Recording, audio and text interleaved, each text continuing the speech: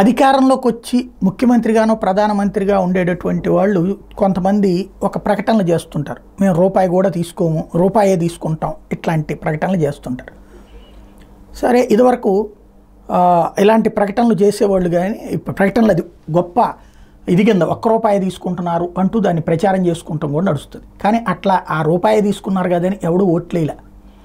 ఇప్పుడు చంద్రబాబు గారు 2014లో నేను రూపాయి తీసుకుంటానన్నారు, 2019లో జగన్మోహన్ రెడ్డి రూపాయి తీసుకుంటున్నారు. అప్పుడు చంద్రబాబు ఓడారు, ఇప్పుడు జగన్మోహన్ రెడ్డి ఓడారు. నరేంద్ర మోడీ అట్లాంటి రూపాయి స్టేట్మెంట్ ఏమీలా. ఆయన నెలవారీ గవర్నమెంట్ జీతం ప్రధానమంత్రికి ఎంత వస్తో అంతా తీసుకుంటారు. దాంట్లో తన ఖర్చులు, తన భోజనం ఖర్చులు అయ్యి తన దాంట్లో నుంచినే పెట్టుకుంటారు. మిగతాది అధికారికంగా ఉండేటటువంటి ఖర్చులు ఏవైతే ఉంటాయో అవన్నీ సాధారణంగా గవర్నమెంటే భరిస్తుంది. మిగతాది ఆ ఫిక్స్డ్ డిపాజిట్లో డబ్బులు ఏది బ్యాంకులో వేసుకుంటూ ఉంటారు. అది ఆయన ప్రతి ఏడాది చెప్పేటటువంటి అఫిడవిట్లో స్పష్టంగా ఉంటుంది.